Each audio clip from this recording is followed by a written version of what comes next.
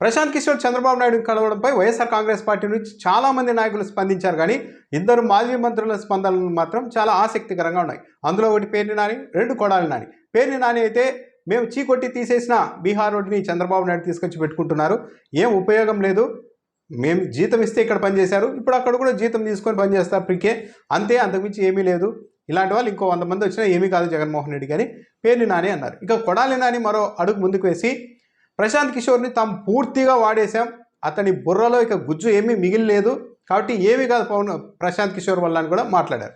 కొడాలి నాని ఈ వ్యాఖ్యలు ఎందుకు చేసి ఉంటారు అంటే ఇప్పటికే ఒక ఐడియా ఉంది.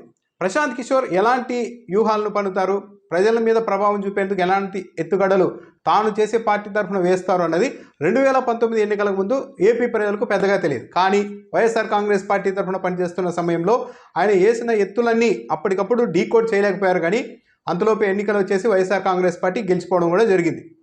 కానీ ఇప్పుడైతే ప్రశాంత్ కిషోర్ వేసే ఎత్తుల మీద ప్రజలకు ఒక క్లారిటీ ఉంది.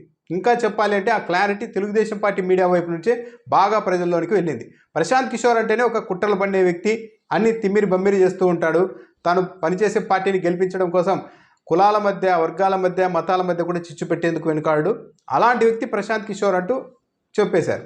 సో ఇప్పుడు ప్రజలందరికీ ప్రశాంత్ కిషోర్ అంటే ఏంటి అన్నదైతే తెలుగు ప్రజలకు ఒక ఐడియా ఉంది. పైగా అతని మీద ఒక నెగిటివ్ షేడ్ కూడా తెలుగుదేశం పార్టీ వల్లనే వచ్చేసింది.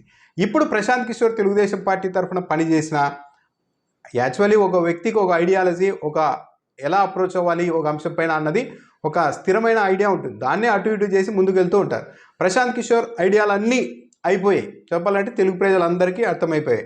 ఇప్పుడు తెలుగుదేశం పార్టీ తరఫున ఆయన పని చేసినా కూడా, ఆయన ఏం ఎత్తేసినా, తెలుగుదేశం పార్టీకి ఎలాంటి ప్రయోగం చేసినా, ఓహో ఇది ప్రశాంత్ కిషోర్ ఎత్తుగడ అయి ఉంటుంది, ప్రశాంత్ కిషోర్ ఐడియా అయి ఉంటుంది, దీని వెనుక ఏదో కుట్ర ఉంటుంది అని తెలుగుదేశం పార్టీ వేసే ప్రతి స్టెప్పుని ఇకపై ప్రజలు మరింత నిశితంగా 1కి 10 సార్లు ఆలోచించి తెలుగుదేశం పార్టీ నిర్ణయాలపైన, అడుగులపైన, వ్యూహాలపైన మరింత అనుమానాస్పదంగా ప్రజలు చూసే అవకాశం అయితే ఉంటుంది.